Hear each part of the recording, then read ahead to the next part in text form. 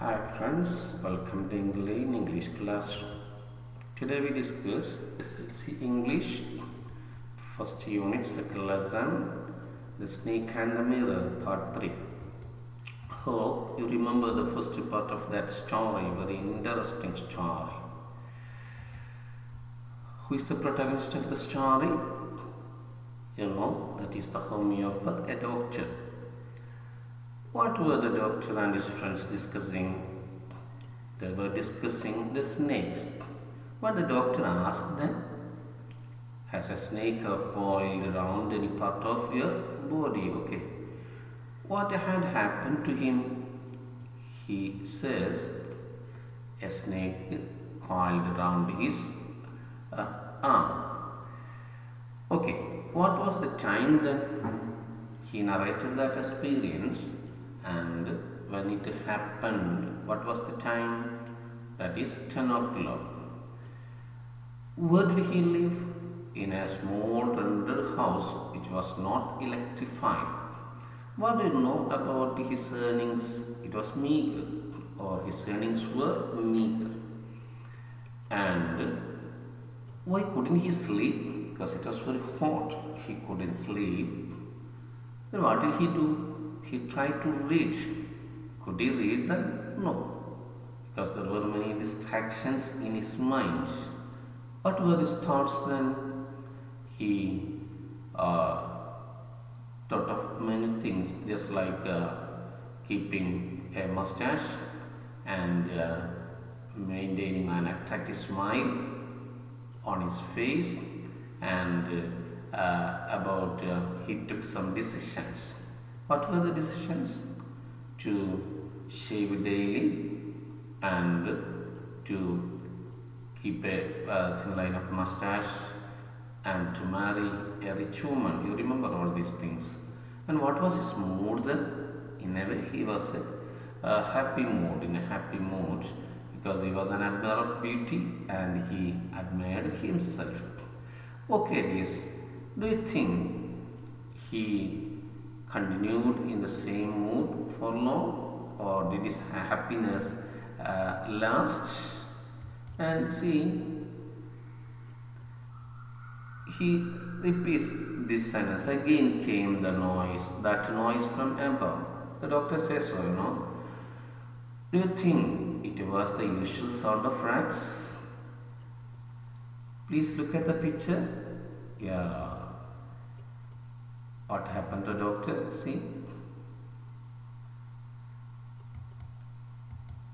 What do you see in the picture? What's there on the doctor's arm? The doctor is there. He is worried or alarmed. He is shocked here. And then, what's there on the doctor's arm? There's a cobra, right? How did he react, or how would he have reacted? You know? Okay. Let us see. It's a frightening incident. Please listen to the audio and find out what was going on.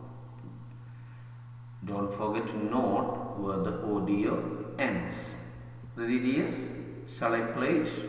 Right?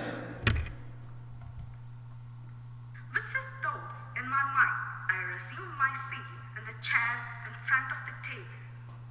There were no more sounds from above. Suddenly, there came a dull thud, as if a rubber tube had fallen to the ground. Surely nothing to worry about. Even so, I thought I would turn around and take a look. No sooner had I turned than a fat snake wriggled over the back of the chair and landed on my shoulder. The snake's landing on me and my turning were simultaneous. I didn't jump. I didn't tremble. I didn't cry out. There was no time to do any such thing. The snake slithered along my shoulder and coiled around my left hand above the elbow. The hood was spread out and its head was hardly 3 or 4 inches from my face. It would not be correct to say merely that I sat there holding my breath. I was turned to stone. The door opened in the darkness. The room was filled with darkness. In the light of the lamp, I sat there like a stone image in the flesh. I felt then the great presence of the Creator of this world and this universe. God was there. Suppose I said something and he did not like it. I tried in my imagination to write in bright letters outside my little heart the words, "Oh God." There was some pain in my left arm. It was as if a thick leaden rod, no, a rod made of molten fire, slowly but powerfully crushing my arm. Arm was beginning to be drained of all strength. What could I do? At my slightest movement, the snake would strike me, dead lurk 4 inches away. Suppose it struck. What was the medicine I had to take? There were no medicines in the room. I was but a poor, foolish, and stupid doctor. I forgot my danger and smiled feebly at myself. It seemed that, as if God appreciated that, the snake turned its head. It looked in the mirror and saw its reflection. I do not claim that it was the first snake that had ever looked in the mirror, but it was certain that the snake was looking in the mirror. Was it admiring its own beauty? Was it trying to make an important decision about growing a mustache or using eyeshadow and mascara or wearing a vermilion spot on its forehead? I did not know anything for certain. What sex was that snake? Was it male or female? I will never know, for the snake unwound itself from my arm and slowly slithered into my lap. From there, it crept onto the table and moved towards the mirror. Perhaps it wanted to enjoy its reflection with closer quarters. I was no mere image cut in granite. I was suddenly a man of flesh and blood. Still holding my breath, I got up from the chair. I quietly went through the door into the veranda. From there, I leapt into the yard and ran for all I was worth. Okay, dears, I think you have listened to it. What happened to the doctor? Certainly, you know that a snake coiled around his arm. What did he do then? Did he jump or tremble? No. He didn't do anything because there was no time to do anything. Right? Okay? Did the snake bite him? Do you get it? No. What or who saved him? What happened? Let us see. Let us read the story once again. Right? You don't forget to read with me. With a set thought in my mind, I resumed my seat in the chair in front of the table. There were no more sounds from above.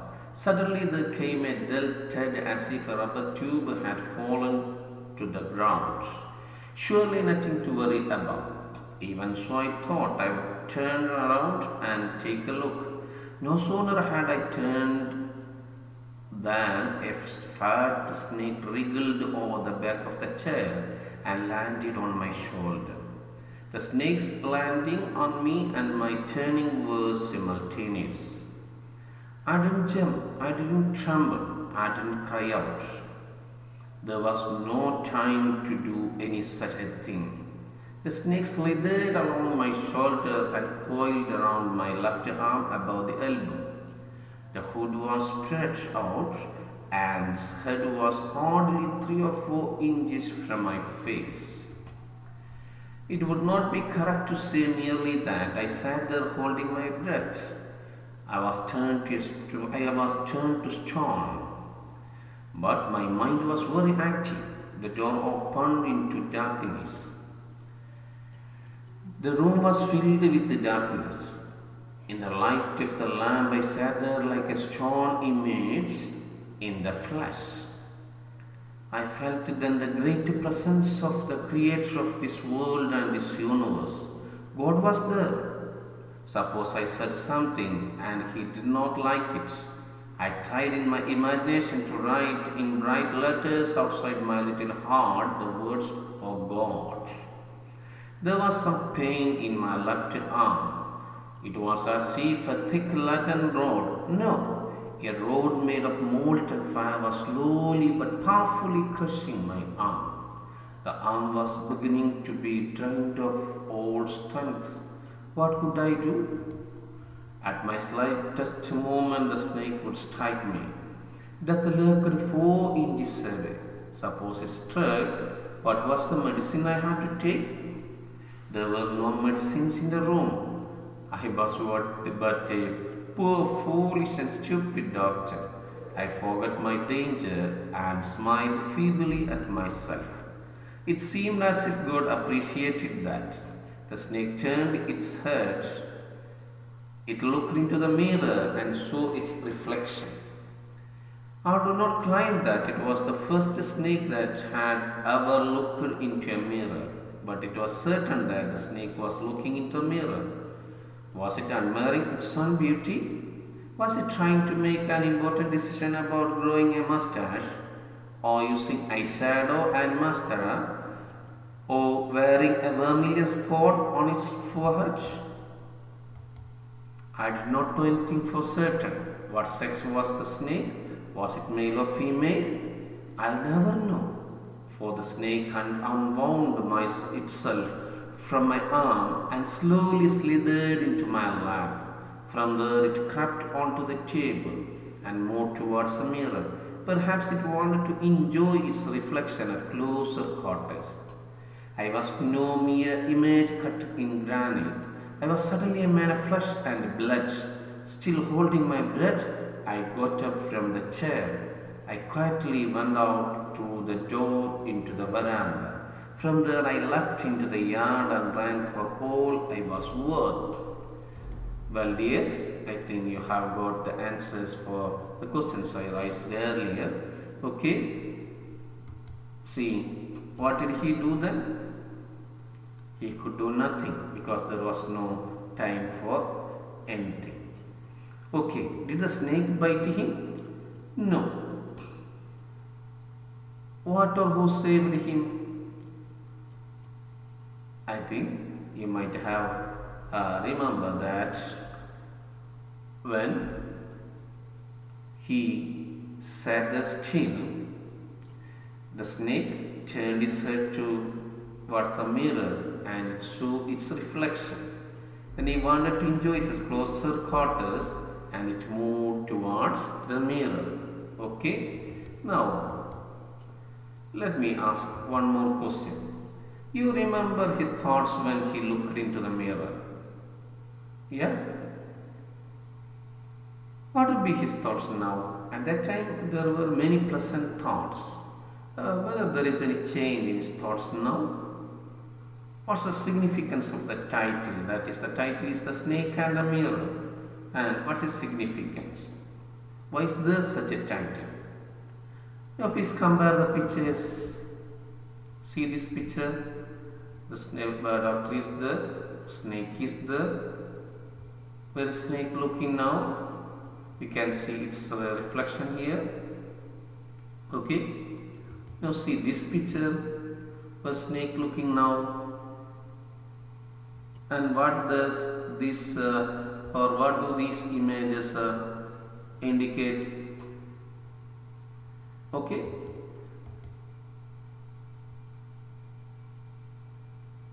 Now, okay, you have compared that one, both pictures.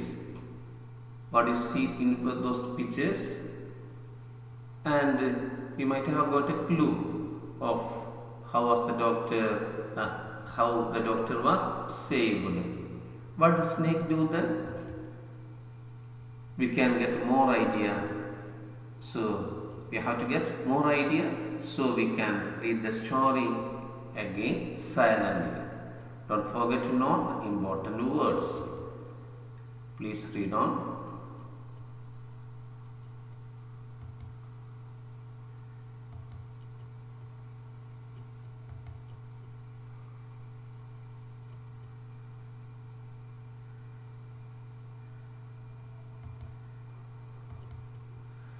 Okay, you got it.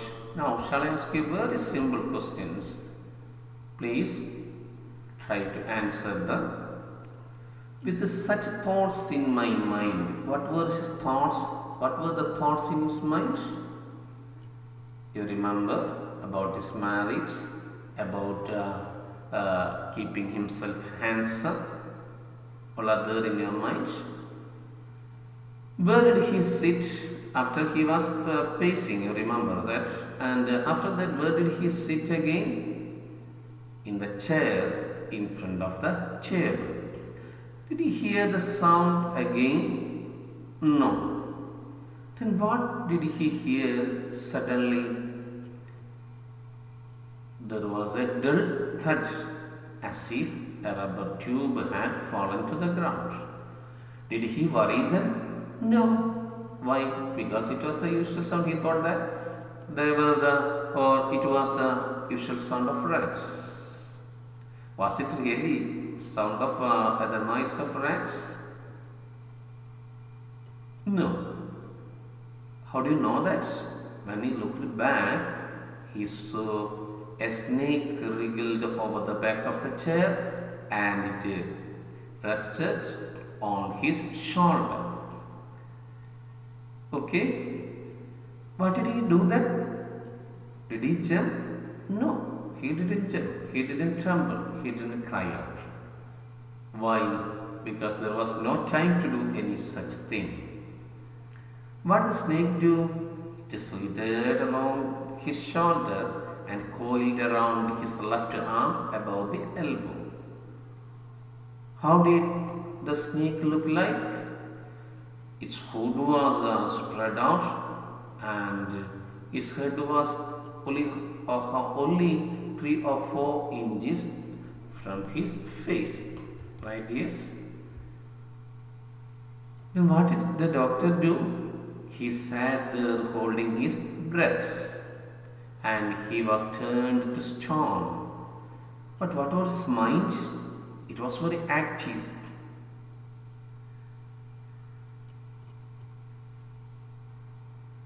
In the light of the lamp, he sat there like a stone image in the flesh.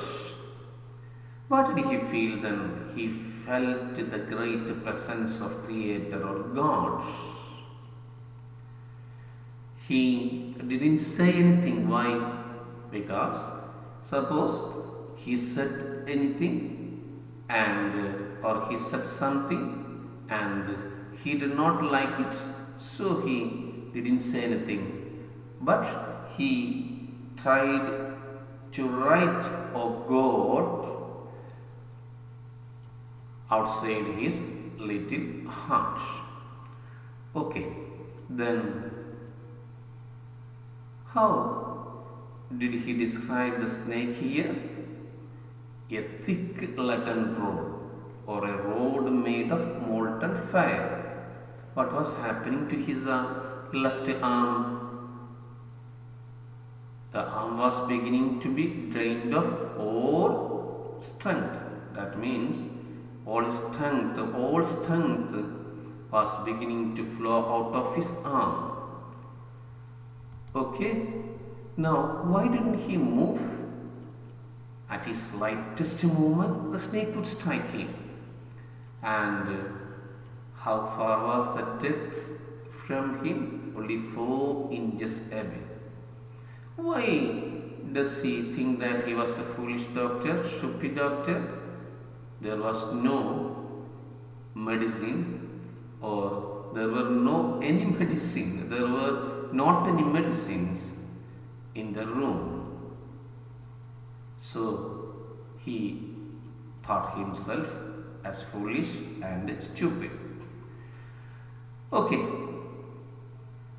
What did he do then? He forgot his danger and smiled faintly at himself. It seemed as if God appreciated that. What is that here? What does that indicate? His feeble smile, his faint smile. God appreciated it. And then what the snake do? The snake turned his head and it looked into the mirror and saw his reflection. According to doctor, what might be the snake doing? It might be admiring its own beauty just as a doctor. And it might be trying to make an important decision about growing a mustache or using eyeshadow or mascara or wearing vermilion spot on his forehead. See, there are the elements of fun and humor here in this description. Okay. Then what did the snake do after when it saw its reflection in the mirror? What did the snake do? It unwound itself from his arm, slowly slithered into his lap, and from there it crept onto the table and moved towards the mirror. Why did he do so? It do so? Perhaps it wanted to enjoy its reflection at a closer quarters. Okay, then what did the doctor do? Holding his breath, he got up from the chair. He quietly went out through the door of the veranda, and from there he jumped into the yard and ran for his life. Okay, dears? Very simple, dears. Now let us try to answer the scaffolding questions. Very simple questions are there. You can do it yourself. What happened when the doctor was sitting on the chair? You know, he heard a dull thud, and when he looked around, he saw a fat snake. It was wriggling at the back of the chair, and it landed on his shoulder. You know that here. And how did the doctor react when the snake landed on him? We have discussed this. You can write it yourself. Why did the doctor sit in the chair like a stone image in the flesh? That too we have discussed. In the story, the snake is compared to three objects. What are they? You know, there's a space here. You know, you can find it out very simple. So I am not mentioning it. After writing, you can compare the answers with the ones in the notes. Why did he feel that he was stupid, doctor? That too we have discussed. I was suddenly a man of flesh and blood. What does the doctor mean by this statement? I think you have got all these answers. You can write it yourself certainly. And after writing, you have to compare your answers with the sample answers in the notes, which is attached along with this video. Okay, now let us discuss the story in detail. Before that, let us see the words.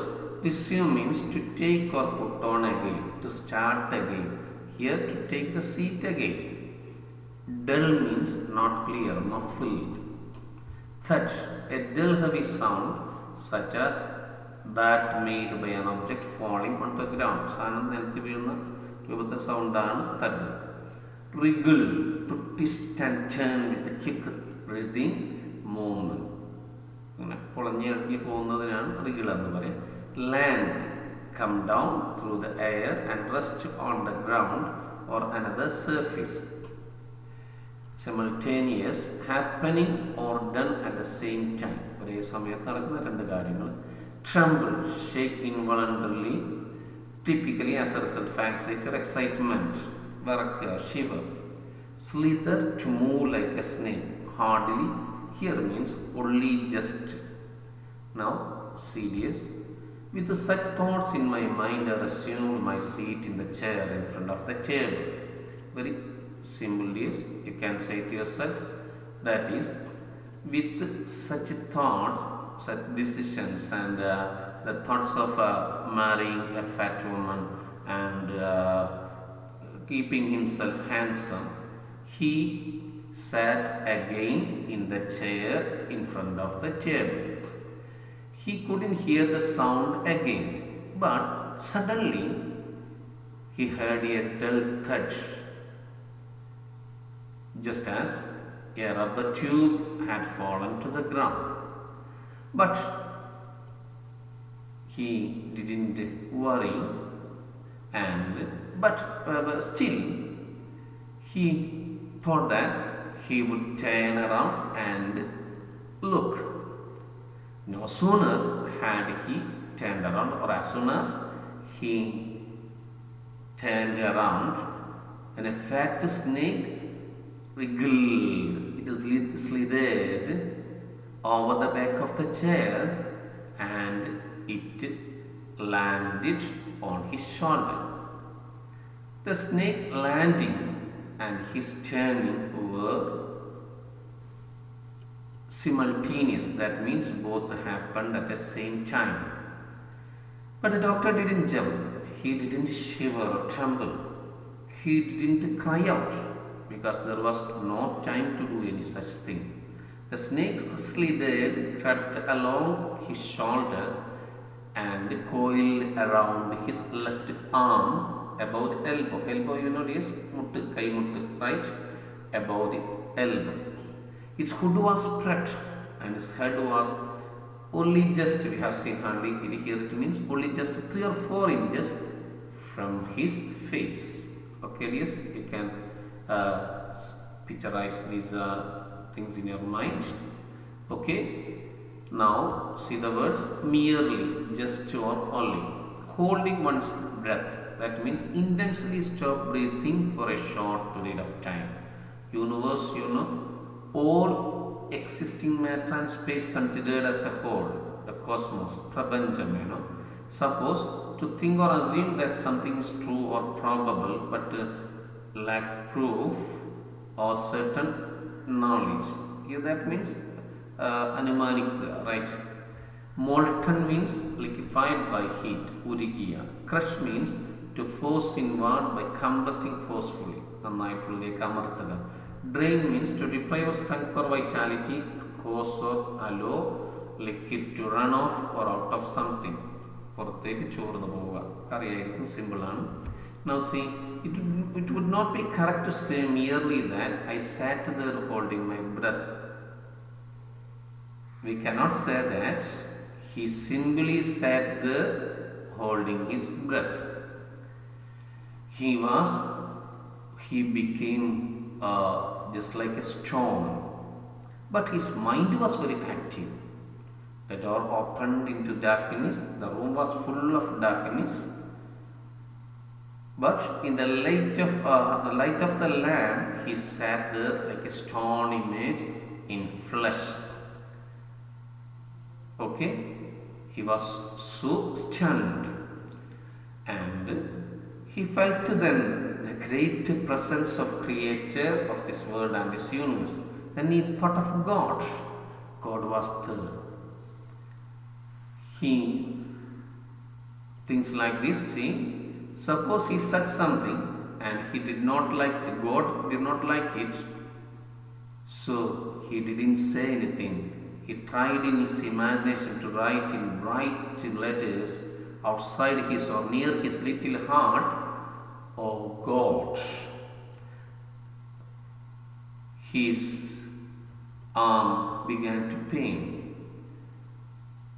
It was as if a thick leaden means made of lead, you know, rod, dand, okay, and here the snake is described as a thick leaden rod, you know. No, not lead, but a molten fire, uriyati, you know, was slowly but powerfully crushing his arm. Okay, Savdan, Shaktiyodu crushing my arm, pressing my arm, right? His arm. The arm was beginning to be drained of all his strength. That means the strength of his arm began to flow out or go out. He became paralyzed, numb. What could he do? He thought, right? Then next verse, see, slight, small in a area, cheria, leg to wait somewhere secretly, padangirikaya, but only or just here, but has many meanings, but here that means only or just, stupid, lacking intelligence, വിട്ടിയ, feebly, weakly or faintly, ദുർബലമായി, മങ്ങിയ രീതിയിൽ, appreciate, admire, അഭിനന്ദിക്കുക, recognize the full worth of, വിലമതിക്കുക, reflection, we can see it, claim, suggest, state or assert, വാദിക്കുക, പ്രഖ്യാപിക്കുക, eyeshadow, a colored cosmetics applied to the eyelids or to the skin around the eyes to make them more noticeable or prominent. You know that കണ്ണിന് ചുറ്റിടുന്ന പ്രത്യേക കളറാണ്. I will show you that one. Mascara, a substance that is put on the eyelashes. Eyelid means കൺപോള, eyelash means കണ്ണിൻ്റെ പീലിയാണ്, to make them look dark and thick. Vermilion means a brilliant red pigment. Powder ആണ്, സിന്ദൂരം പറയാം, colour എന്ന് പറയും. Right? Now let us discuss. At my slightest movement the snake would strike him. If he moves slightly or if he moved slightly the snake would strike him. Death lurked there, പതുങ്ങിയിരിക്കുക, 4 inches away, in the form of that poisonous snake. And then he thinks, suppose it struck and there was no medicine in his room. There were no medicines in the room. Then he thought of himself as a poor, foolish and stupid doctor. A foolish doctor, a stupid doctor. See the changes in his tone. That's a contrast, right? He forgot his danger and smiled faintly at myself. Seemed as if God appreciated that. God admired it. God liked it. So the snake turned its head, looked into the mirror and saw its reflection. So its image in the mirror. He says he does not claim or state that it was the first snake that had ever looked into a mirror. But one thing was certain, that snake was looking in the mirror. What was he admiring his own beauty, just like the doctor? See, this part is very humorous, funny. Was trying to make an important decision about drawing a mustache or using eyeshadow or mascara or wearing vermilion spot. Vermilion spot means sindura pot. I show you on his forehead, right? Now, see, this is reflection. See, this is the reflection of this little infant, baby, right? It's also in reflection. See, this is reflection in water. See, this is also reflection. This is reflection of the snake. Okay, yes. Now, this is vermilion spot. This is vermilion spot. This is vermilion. This is eyeshadow. Yeah. See, clear it. Right.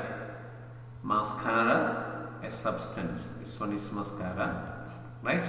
Now the next last part. Unwound, uncoil, slither to move smoothly or surface. We have learned that move like a snake. Lap, maditatti, which means the creep, to move slowly and carefully. Perhaps used to express uncertainty or paksha, maybe. At close quarters means from a position that is very close to someone or already. Leap means to move quickly and suddenly. Yard means, okay, you can read it in Malayalam, uttam. Worth means sufficiently good or important, ഏറ്റവും പ്രധാനപ്പെട്ട, right? Now, see, I did not know anything for certain. He didn't know about that snake anything for certain. That means he is explaining it. What sex was that snake, whether it is male or female, or he didn't know these things. But the snake unwound his, that's a fact, from his arm and slowly crept into his lap, right? And from there it crept onto the table and moved towards the mirror. Perhaps it wanted to enjoy its reflection at a closer contact. He wanted to see its reflection from very close position, right? He was no a mere image cut in granite. Till then, when the snake was there on his arm, he was an image cut in granite or cut in the flesh. That means he couldn't move. He was chill. He was motionless. But when the snake unwound and moved towards the mirror, he became a man of flesh and blood.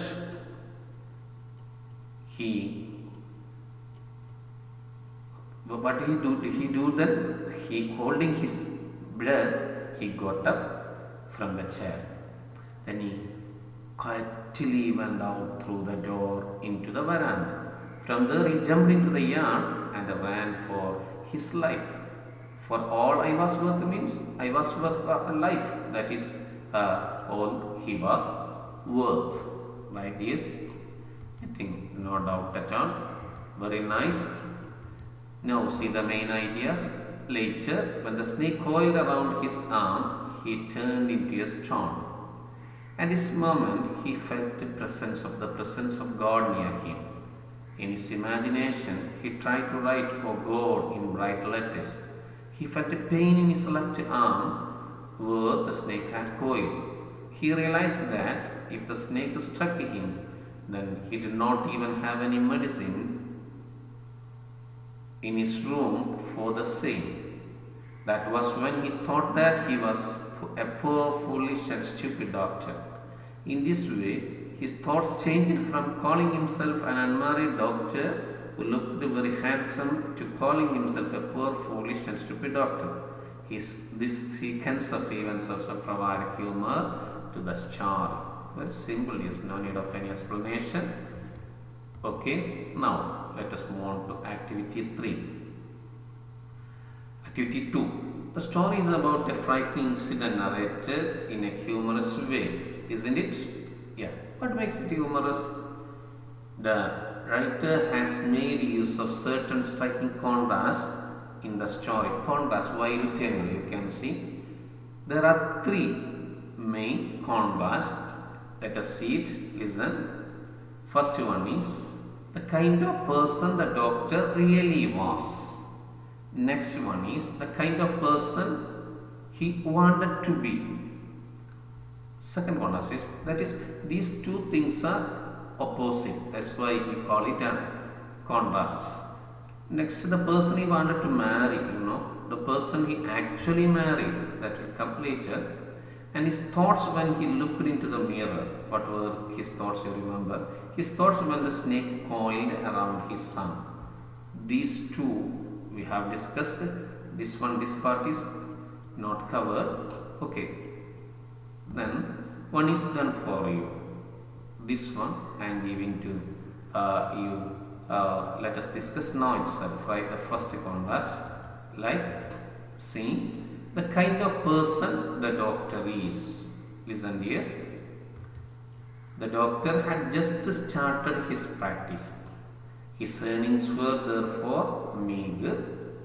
He lived in a small rented room which was not electrified, He had only 6 rupees in his suitcase. Apart from a few shirts and dhotis, he had one solitary black coat. His house was full of rats. This is the reality. This is what the doctor was. Now you see, the contrast is the kind of person he wants to be. He was a great admirer of beauty and he believed in making himself handsome. He laid a great emphasis on the fact that he was unmarried and a doctor. He was pleased with his appearance. He decided to shave daily and grew a thin mustache to look more handsome. These 2 things are just opposite, so we call it a contrast, right? Like this, try to do other 2 things. You remember that? Then, based on what you have written, prepare a short paragraph. Prepare short paragraphs on the use of contrast in story to bring out the humor. It's serious. You can write 3 paragraphs based on those 3 points, 3 contrasts in the story. Then when you put it together, you will get a very good write-up which is one of the important questions that can be there in the examination. Okay, yes, right? I think you remember this one we have discussed, and you have to write these two just we have discussed now, and you may write 3 paragraphs giving an introduction and a conclusion. You can make it a very good write-up. You have to write such a write-up. Now, one more activity is there. See, activity 1. It's also very simple. Pick out sentences from the story, The Snake and the Mirror, and complete the table below. Or here, you can put the points here. These sentences tell you about the condition of the narrator. Some hints are given. Was afraid of snake. The doctor was afraid of the snake. This sentence saying, I was turned into a stone. This sentence shows that he was afraid of the snake. There are 2 more such sentences. Pick out it and write it. Was proud of his appearance. Doctor was proud of his appearance. This sentence shows that state of a doctor. So, I looked into the mirror and smiled. Like that, there are 2 more. You have to find it out and write. Clear, yes? Now, watch this. By Vaikom Muhammad Bashir. It is the story of a doctor who has just started his medical practice. He earns a meager income and lives in a small rented room, which is an outhouse with a tiled roof. The beam on which the gavel is supported is full of rats, which keep moving in and out of the room. The room has no electricity supply. One summer night, the doctor takes his dinner at a restaurant and returns home. As the doctor opens the door of his room, he hears a noise from above, but he does not react because he is used to such noises.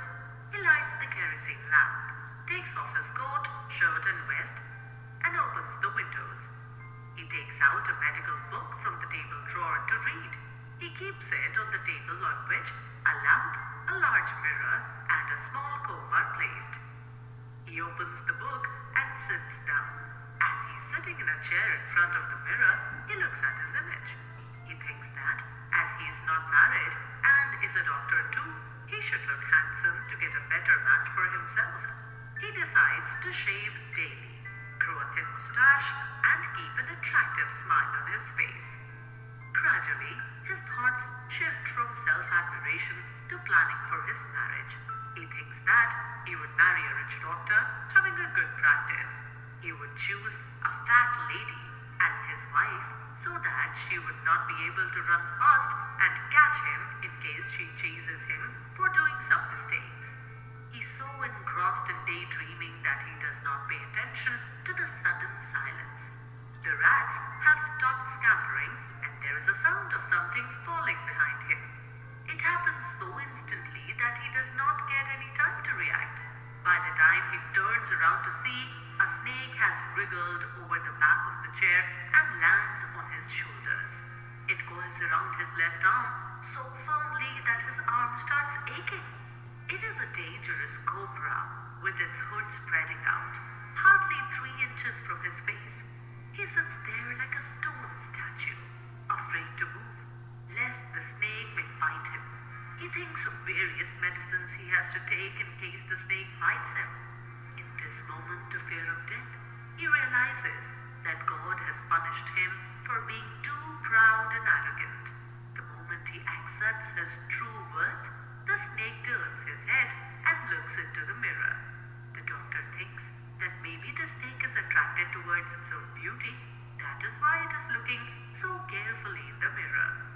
Slowly, it crawls off his body and creeps onto the table and moves towards the mirror, as if to enjoy its reflection in the mirror closely. As soon as the snake gets down from him, he quietly gets up from the chair, leaps through the yard and runs away to his friend's house. The next. Okay, dears, I think you have understood what we have discussed. Thank you for watching. Meet you again. Till then, goodbye.